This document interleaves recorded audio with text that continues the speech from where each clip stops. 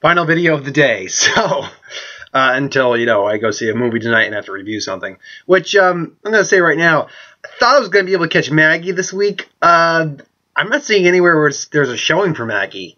So, I'm going to have to wait on Maggie, which means that I'll probably not be catching Maggie, because if it doesn't come out this week, it might come out the week after that, or the week after that, and there's a lot of other movies coming out that are more heavily prominent than Maggie. So, I might catch the D train tonight, but we'll see. So it's the new my next Who Would Win. Now, as I said in, what video did I say I was doing the Who Would Win in? I think it was the Jurassic World TV Spot 3 reaction. This week's, this Who Would Win episode is, it's the Sorcerer Supreme, Doctor Strange versus Dr. Fate, the Sorcerer Supreme of the DC Universe. He's not called Sorcerer Supreme, but he's essentially, they're the counterparts of each other.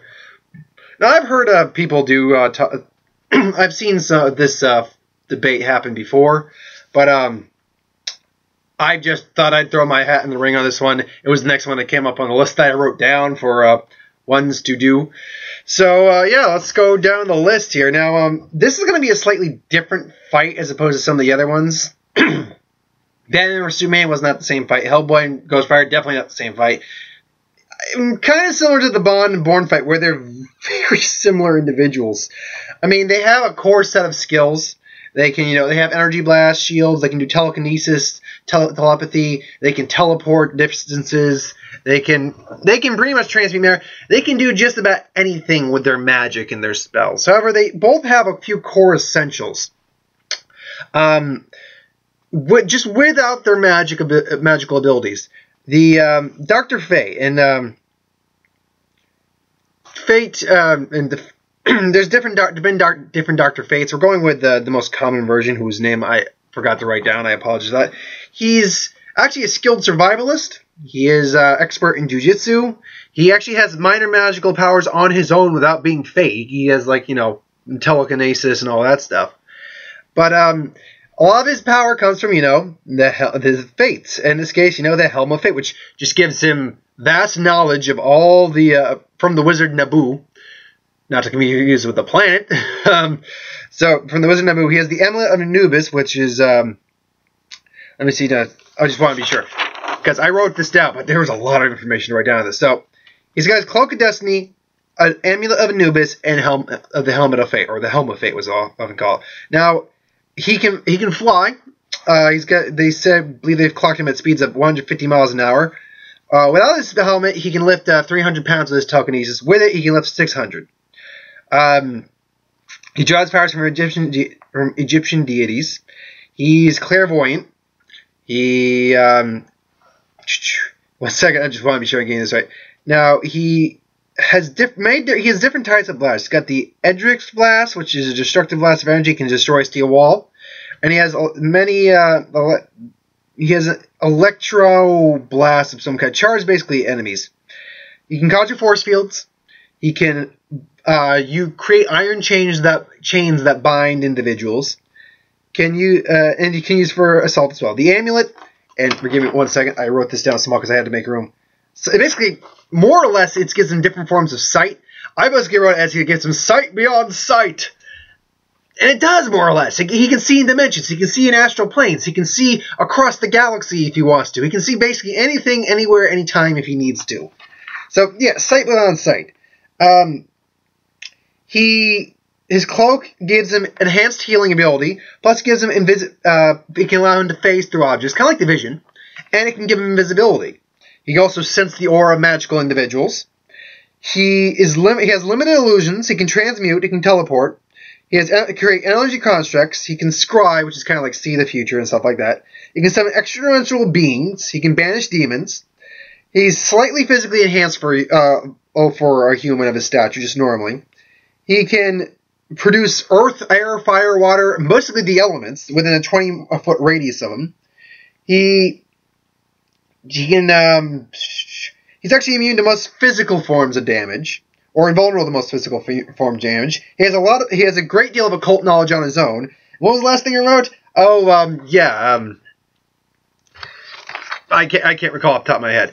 So with the other thing, but so yeah, he's jacked.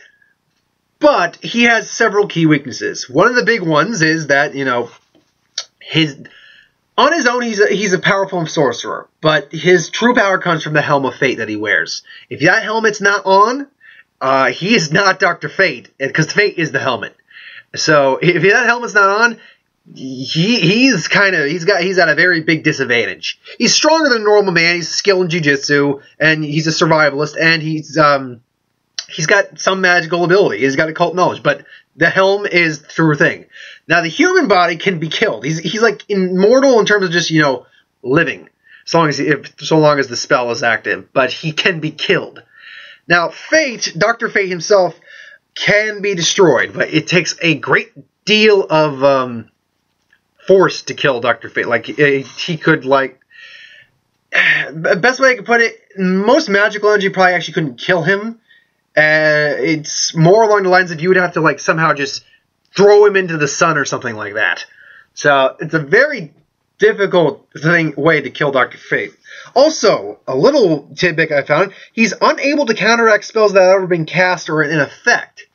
I don't get that, because I've seen him do that multiple times in comics and in the TV series. Okay, we're not going with TV series necessarily, right, for canon purposes, but yeah.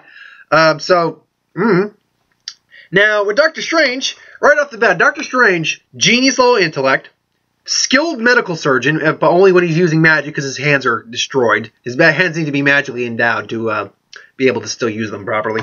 He's skilled martial artist, not just jiu-jitsu. And I'm saying that right now. He has an advantage over him just because it's skilled martial artist, not jiu-jitsu. He's very athletic. He's actually a physically peak kind of individual because he's trained with the Ancient One and monks.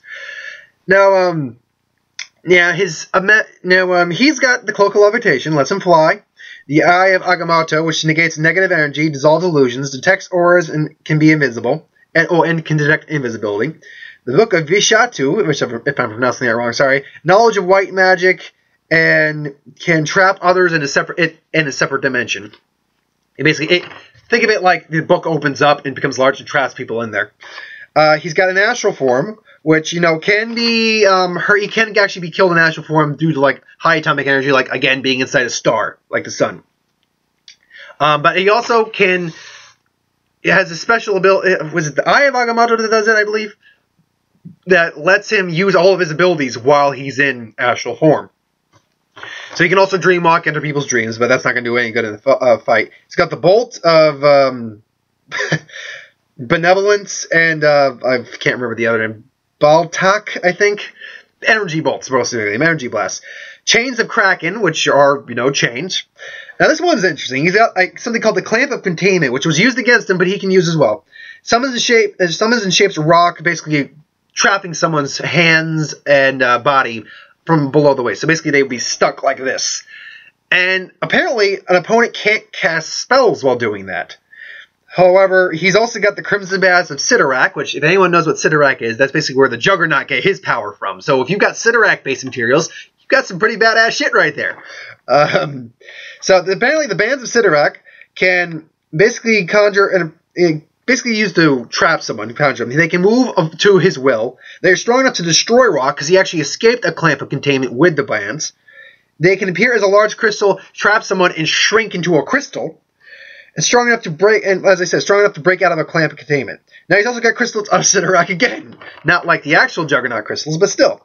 They can create energy blasts and imprison and shrink and cast away other spells. So he can actually capture spells, say like, whoop, diamond, shrink, goodbye. He can do that. So he's got that going for him.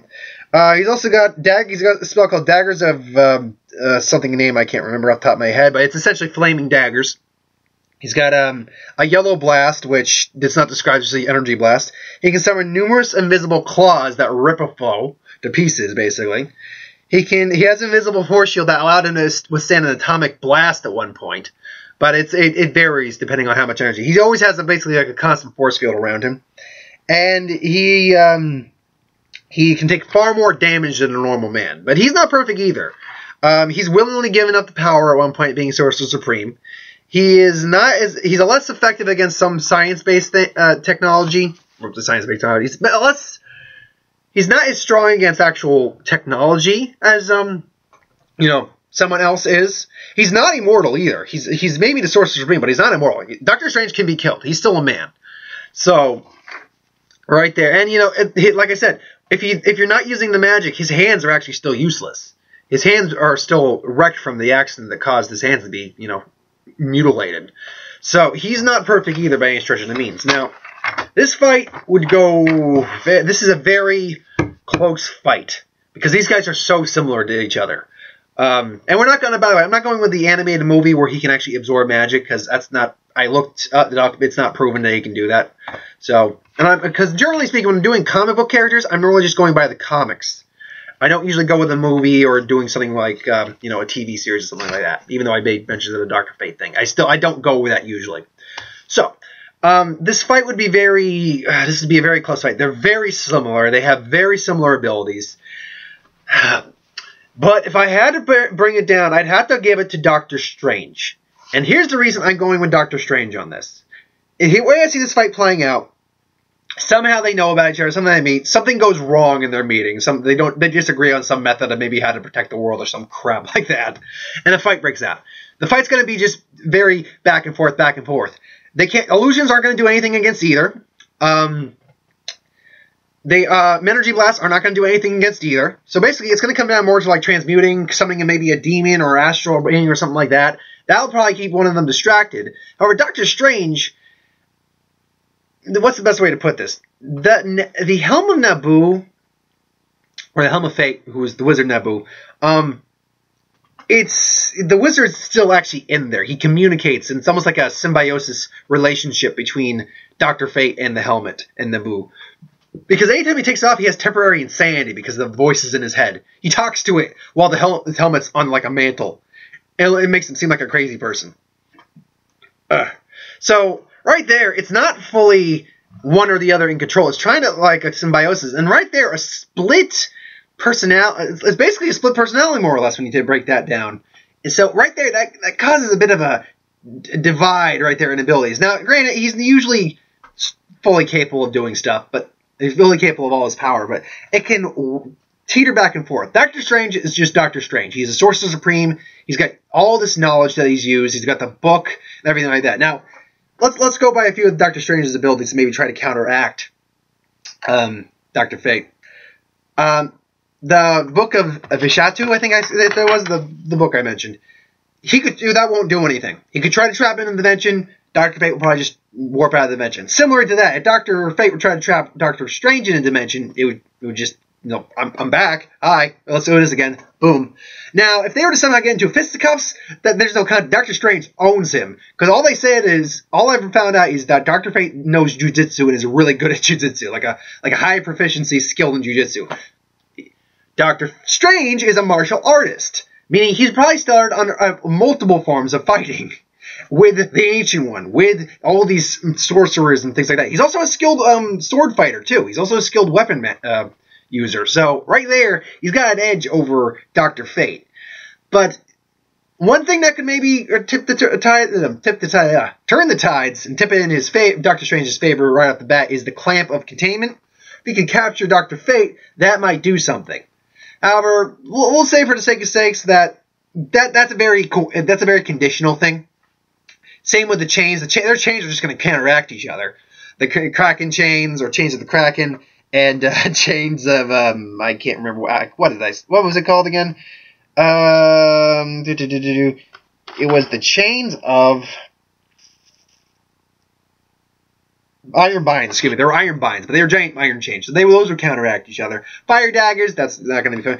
The invisible claws one. At first reading it, I'm like, maybe that could catch Dr. Fate off his game. But then I'm like, no, because both of them can sense aura, invisibility, and other forms of magic. Dr. Fate would be able to sense that.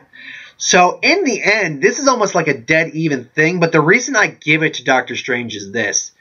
Doctor Strange, because of knowledge, because of the Eye of Agamotto, because basically all of his knowledge, all his mystical know-how, would somehow, in some way, discover the helmet is the source of the power. And if he can remove that source of power, or, just kill the host body, the helmet is useless, and this guy is, and basically the helmet is useless on its own. The helmet's not going to do a damn thing on its own.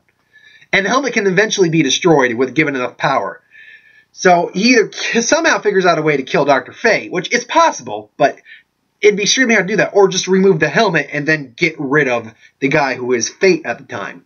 So in the law, and I do believe with with all the skill that Dr. Fate has, Dr. Fate has, as opposed to Doctor Strange, I think Doctor Strange is the more skilled in his abilities. So I do believe he will find a way to remove the helmet in the fight. Otherwise, this fight's just going to keep going on. And as the moment that helmet gets removed, this guy's done. Dr. Fate ain't going to do crap against Doctor Strange. He's like, I've still got telekinesis. I lift a 300-pound rock. Look, I just turned this into a 5,000-pound rock. Deal with that. Boo. Yeah. Sad. I'm going to add this to my collection. It's so pretty. So, oh God, could you imagine if they like put Dr. I don't think that would be that much hacks to the character, actually, now that I've just realized that. If Dr. Strange put on the helmet of Dr. Fate, the Helm of Fate, they've got pretty much the same power roster, so it's not that much of a hacks character. Now it's Dr. Strange wearing the helmet. So, yeah. And I'm going to change up the format how I rank these, and now it's not going to be out of 100 for percentages. So out of the fight, honestly, it's like a 55 to 45 in favor of Doctor Strange, I think. Doctor Strange is going to win, I think, but they're so damn close that the only way Doctor Strange really ends up beating him in the end is if he gets a lucky clamp of containment. And even then, I think Dr. Fate might be able to get out of that. Or if he removes the helmet. That is the key factor. If he able to get Dr. Fate's helmet off, then he's going to win. That's basically how I see it. So that's my thoughts. Again, Doctor Strange wins 55 out of 100 times to 45 out of Dr. Fate's times. So that's my thoughts on that fight. Thanks for watching. I hope you enjoyed. Like, comment, share, subscribe. As always, if you want us to review something, put in the comments below. Let us know. We'll do a review of it at some point. So can't be positive what I'm going to see tonight. I'm going to see something. It's probably going to be the D Train, which means I get to see James Marsden bang Jack Black. And Mark said Mark's now taking the Thursdays off, so he might be able to do more of these with me. He'll be starting to do more updates with the channel. So if I see that with him, that's going to be awkward. Very awkward. Doesn't mean it doesn't look like a bad movie, though. It doesn't. It's going to be awkward. And I'll actually say right now what my next Who Would Win will be, but that one should be up for another 2 weeks anyway.